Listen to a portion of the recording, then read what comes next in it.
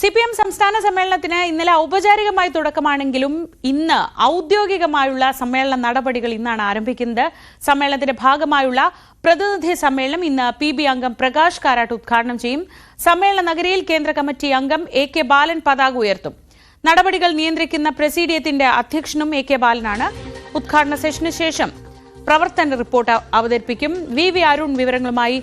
അരുൺ, CPM-നെ സംബന്ധിച്ച് ഏറ്റവും പ്രധാനപ്പെട്ട ദിവസങ്ങളാണ് ഇനിയുള്ളത്. അതിൽ തന്നെ ഏറ്റവും പ്രധാനപ്പെട്ട കാര്യം, ഒരു സംസ്ഥാന സമ്മേളനത്തിലേക്ക് വരുമ്പോൾ ഏറ്റവും പ്രധാനപ്പെട്ട കാര്യം ഈ പ്രതിനിധി സമ്മേളനമാണ്.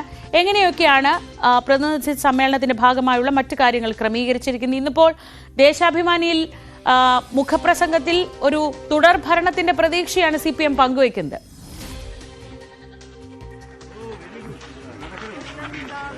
തീർച്ചയായിട്ടും തുടർഭരണ പ്രതീക്ഷ തന്നെയാണ് പങ്കുവയ്ക്കുന്നത്. അങ്ങനെ വരുമ്പോൾ സ്വാഭാവികമായും CPM-ലെ പ്രധാനപ്പെട്ട നേതാക്കൾക്ക് ഒരുപാട് കാര്യങ്ങൾ പറയാനുണ്ട്. പൊളിറ്റ് ബ്യൂറോ അംഗം A വിജയരാഘവനുണ്ട്, S രാമേന്ദ്രൻപിള്ള മുതിർന്ന നേതാവുണ്ട്, മന്ത്രി ഡോക്ടർ R ബിന്ദു ഉണ്ട്. എല്ലാവരും ഈ കൊല്ലത്ത് പ്രഭാത സവാരിക്ക് ഇറങ്ങിയിരിക്കുകയാണ്. പ്രതികരണം വിജയസഖാവൊക്കെ ഒരു നമ്മളിങ്ങനെ ഒരുമിച്ച് കിട്ടുന്ന വളരെ അപൂർവമാണ് രണ്ടുപേരും. ഈ സമ്മേളനമായിട്ടാണ് ഈ ഒരു അവസരത്തിലേക്ക്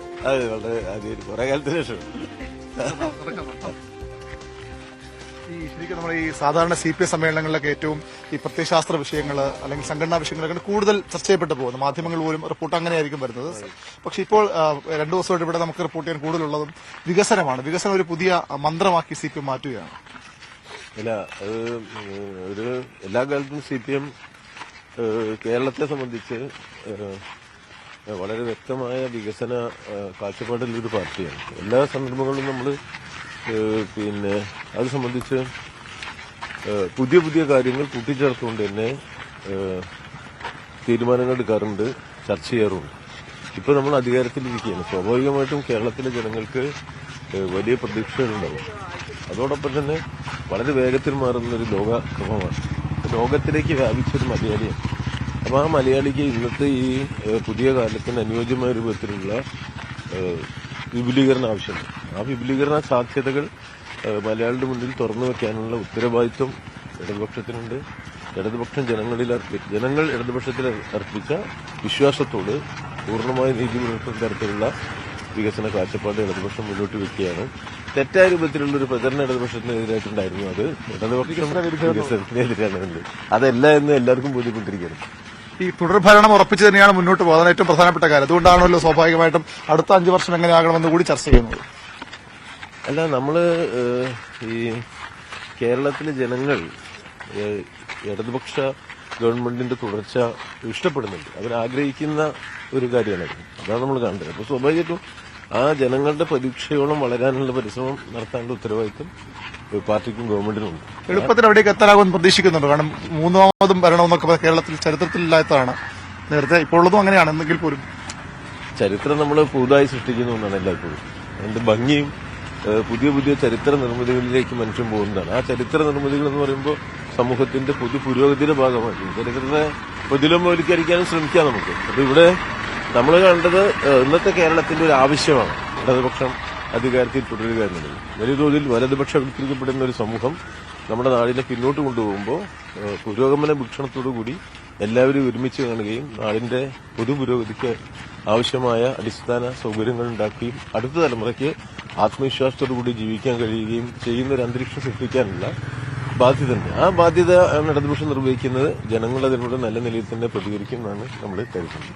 അതുതന്നെയാണ് തുടർഭരണം പ്രതീക്ഷ തന്നെയാണ്, വിശ്വാസം തന്നെയാണ് CPM. ഇപ്പോൾ നമ്മോടൊപ്പം ഉന്നത വിദ്യാഭ്യാസ മന്ത്രി R ബിന്ദു. ആദ്യം പൊളിറ്റ് ബ്യൂറോ അംഗത്തിലേക്ക് പോയെന്ന് മാത്രമേ ഉള്ളൂ. ടീച്ചർ, ഈ കഴിഞ്ഞ തിരുവനന്തപുരം സമ്മേളനമാണ് ഒരു വികസന രേഖ CPM കൊണ്ടുവരുന്നത്. അവിടെയാണ് ഈ സ്വകാര്യ സർവകലാശാല ഉൾപ്പെടെയുള്ള വലിയ നയമാറ്റങ്ങൾ കൊണ്ടുവന്നത്. അതിന്റെ തുടർച്ചയാകും ഇപ്പോഴും ഉണ്ടാകാൻ പോകുന്നത്.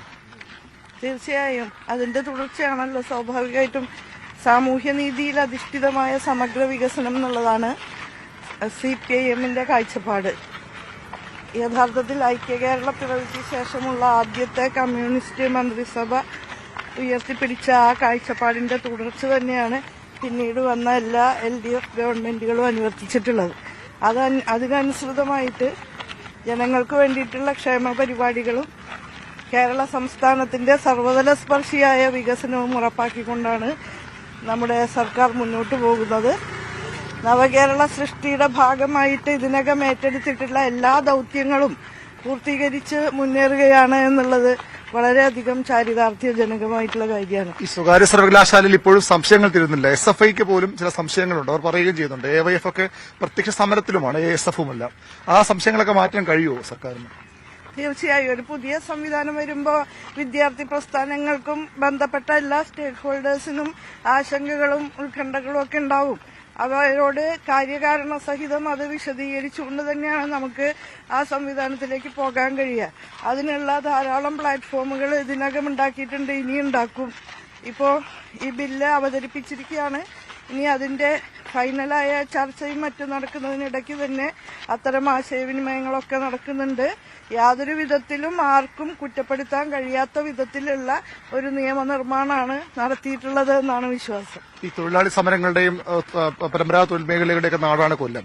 ഇവിടെ ഈ ഇങ്ങനൊരു സമ്മേളനം നടക്കുമ്പോൾ ആശാ വർക്കർമാർ വളരെ സമൂഹത്തിൽ വളരെ താഴത്തിൽ പ്രവർത്തിക്കുന്ന, എന്നാൽ സർക്കാരിന് അത്രയധികം ജനങ്ങൾക്ക് സേവനം ചെയ്യുന്ന ഒരു വിഭാഗം വലിയ സമരത്തിലാണ്. ആ സമരത്തോട് സർക്കാരും CPM എടുക്കുന്ന സമീപനം ശരിയല്ല എന്ന് വലിയ വിമർശനം ഉയർന്നു വരുന്നുണ്ട്. ആ സമരവുമായി ബന്ധപ്പെട്ട വിഷയങ്ങൾ ഇതിനകം തന്നെ പൊതുസമൂഹത്തിന് ബോധ്യപ്പെട്ടിട്ടുള്ളതാണ്. സൂസി എന്ന് പറയുന്ന സംഘടനയാണ് ഒരു വിഭാഗം ആശാപ്രവർത്തകരെ പണ്ട് LDFന്റെ ഇടതുമുണ്ട ഭാഗമായിരുന്നില്ലേ ബംഗാളിലൊക്കെ? അല്ല എതിരാണ്.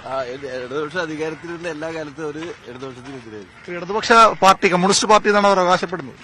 അവകാശം ആർക്കും ഇടതുപക്ഷം എന്ന് അവകാശപ്പെട്ടുകൊണ്ട് വലതുപക്ഷത്തെ സഹായിക്കുക എന്ന അവരെക്കാലത്തും എടുത്തിട്ടുള്ള അതേ നിലപാടാണ് അവർ ഈ സമരത്തിൽ എടുത്തിട്ടുള്ളത്. അവര് അവിടെ കേന്ദ്രമന്ത്രി സന്ദർശിച്ച വേളയിൽ അദ്ദേഹത്തോട് യാതൊരുവിധ ആവശ്യങ്ങളും ഉന്നയിക്കുന്നില്ല.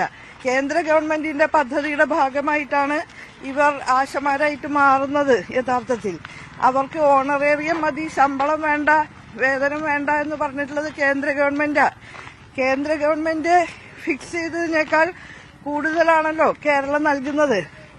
അപ്പോൾ കേന്ദ്ര ഗവൺമെന്റിന്റെ ഭാഗത്തുനിന്ന് എന്തെങ്കിലും ഒരു പരിശ്രമം ഈ ദിശയിലുണ്ടാവണമെന്ന് അവര് ആവശ്യം ഉന്നയിക്കുന്നില്ല. അത് തന്നെ അവരുടെ രാഷ്ട്രീയ ലക്ഷ്യം സുവ്യക്തമായ നിലയിൽ പറയുന്നുണ്ട്. ഈ പാവങ്ങൾക്ക് ആനുകൂല്യം കിട്ടുക എന്നുള്ളതിലോ സമരക്കാർ ഉന്നയിച്ചിരിക്കുന്ന ഈ വിഷയങ്ങൾ എന്നത് ഒരു സാമൂഹ്യ വിഷയം അല്ല എന്നൊന്നും ആരും പറയില്ല. പക്ഷെ പ്രശ്നം എവിടെ വെച്ചാല് നിങ്ങൾക്ക് നമ്മുടെ സംസ്ഥാന ഗവൺമെന്റിന്റെ അധികാര പരിധിക്ക് പുറത്തുള്ള ഒരു കാര്യത്തെക്കുറിച്ച് സംസ്ഥാന ഗവൺമെന്റ് കാര്യങ്ങൾ ചെയ്യണം എന്ന് വാശി പിടിക്കുമ്പോൾ അത് ഒരു എന്താ പറയാ, സമരങ്ങൾ എന്ന് പറഞ്ഞതുകൊണ്ട് ന്യായീകരണം എല്ലാ സമരത്തിലും ഉണ്ട്. അത് പിന്നെ ശരിക്കു വേണ്ടിയാണെങ്കിലും തെറ്റായ രൂപത്തിൽ സമരം ചെയ്യാം. ഇപ്പോൾ കൊല്ലത്തുനിന്ന് കോഴിക്കോട്ടേക്ക് പോകുന്നതിന് പകരം ബസ് മാറിയിട്ട് കൊല്ലത്തിന് തിരുവനന്തപുരത്തേക്ക് ഒരിക്കലും കോഴിക്കോട്ട് എത്തില്ല. അതൊരു വസ്തുതയാണ്. പക്ഷെ ഇതില് ഈ നമ്മൾ വേതനം കൊടുക്കുന്ന കണക്കിലൊക്കെ വലിയ തർക്കം വരുന്നുണ്ട്. നമ്മൾ ഏറ്റവും മികച്ച വേതനം കൊടുക്കുന്നുവെന്ന് മന്ത്രി അടക്കം സഭയിലുമൊക്കെ അവകാശപ്പെടുമ്പോൾ സിക്കിം 10,000 രൂപ 2029 നൽകുന്നുണ്ട്. സിക്കിമിൽ എത്ര ആശാവർക്കറുണ്ടെന്ന് എനിക്ക് അറിഞ്ഞൂടാ. പിന്നെ അതൊരു സ്റ്റേറ്റ് ആയിട്ട് 5 ലക്ഷം ആളുള്ള സിക്കിമിലെ കണക്ക് വെച്ചിട്ട് പിന്നെ കേരളത്തിൽ 10,000 സിക്കിമിലെ ജനസംഖ്യന്റെ അടുത്ത് ഇവിടെ ആശകളുണ്ടോ ചിലപ്പോൾ. അല്ല, ആ നിലയിലല്ലേ ഞാൻ പറഞ്ഞു. പക്ഷെ അത് താർക്കികമാണ് ചോദ്യം. അത് നമ്മള് പിന്നെ ആരാണ് കൂടുതൽ എന്നുള്ള എല്ലാ ഇവിടെ പ്രശ്നം. ഇവിടുത്തെ പ്രശ്നം ഈ വിഷയത്തിന്റെ പരിഹാരം കാണേണ്ടത് ആരാണെന്നുള്ളതാണ്. ആ പരിഹാരം ഇതൊരു കേന്ദ്രാവിഷ്കൃത പരിധിയാണ്. NHM എന്ന് പറഞ്ഞാൽ എല്ലാവർക്കും അറിയാം. ആ മേഖലയിൽ പ്രവർത്തിക്കുന്ന ഡോക്ടർമാര് നമ്മൾ കേരളത്തിലെ ഗവൺമെന്റ് ശമ്പളം NHM ഡോക്ടർ കിട്ടും 50,000 രൂപ കിട്ടും. അപ്പൊ അതിലാ വ്യത്യാസമുണ്ട്. സംസ്ഥാന ഗവൺമെന്റിന്റെ പരിധിയിലോ സംസ്ഥാനത്തിന് ഒറ്റയ്ക്ക് പരിഹരിക്കാവുന്ന ഒരു വിഷയമല്ല. ആ നിലയിൽ നമ്മളതിനെ കണ്ടുപോകുന്നത്. ആരോഗ്യവകുപ്പ് മന്ത്രി വ്യക്തമായ കണക്കുകളുടെ അടിസ്ഥാനത്തിൽ തന്നെ അതിനെ ഗണ്ണിച്ചിട്ടുണ്ടല്ലോ. തന്നെയല്ല, ആശമാർക്കും സ്കീം വർക്കേഴ്സിനൊക്കെ വേതന വർധനവ് സംബന്ധിച്ച വിഷയങ്ങൾ ഉന്നയിച്ചിട്ടുള്ളതും നേടിയെടുത്തിട്ടുള്ളതും ഒക്കെ ഇടതുപക്ഷ പ്രസ്ഥാനങ്ങളുടെ നേതൃത്വത്തിലുള്ള സംഘടനാ സംവിധാനങ്ങളിലൂടെ തന്നെയാണ്. അത് അവർക്ക് നിഷേധിക്കാനൊന്നും സാധിക്കില്ല.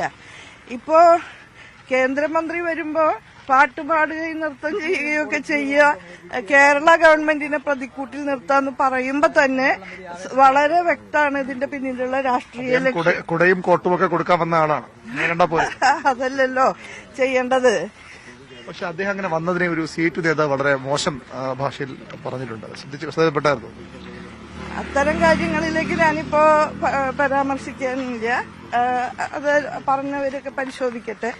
പക്ഷേ സമരത്തിന്റെ പിന്നിൽ ഒരു ദുരുദ്ദേശമുണ്ട് എന്ന് വെളിവാക്കുന്ന ഒരു പല പല അനുഭവങ്ങളും നമുക്ക് വ്യക്തമാവുകയാണ്. ഏതായാലും മുഖ്യമന്ത്രി ഒരു വികസന രേഖ വെക്കുകയാണ്. കേരളം എങ്ങനെ അടുത്ത 5 വർഷത്തേക്ക് മുന്നോട്ട് പോകണം. അതിൽ ഒരുപാട് പ്രതീക്ഷകൾ വിദ്യാഭ്യാസ രംഗത്തും സ്വാഭാവികമായി ഉണ്ടാകും, ഇല്ലേ?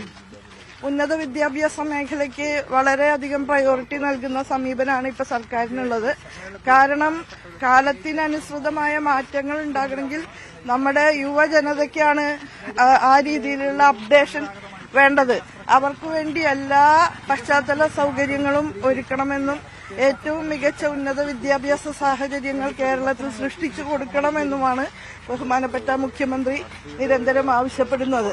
അതിനനുസൃതമായിട്ടുള്ള പ്രവർത്തനങ്ങൾ ഉന്നത വിദ്യാഭ്യാസ വകുപ്പിന്റെയും ഇതര വകുപ്പുകളുടെയും ഭാഗത്തുനിന്ന് ഉണ്ടാകുന്നുണ്ട്. സ്റ്റുഡന്റ് മൈഗ്രേഷനും യൂത്ത് മൈഗ്രേഷനും ഒക്കെ കുറയ്ക്കാൻ നമ്മൾ ഇവിടെ തന്നെ പശ്ചാത്തല സൗകര്യം കൊടുക്കാൻ അങ്ങനെ ഒരു നിർദ്ദേശം കൂടി ഉണ്ടാവും കരുതുന്നുണ്ട്. അങ്ങനെ തന്നെയാണല്ലോ ഈ കഴിഞ്ഞ 4 വർഷങ്ങളിലും പ്രവർത്തിച്ചിട്ടുള്ളത്.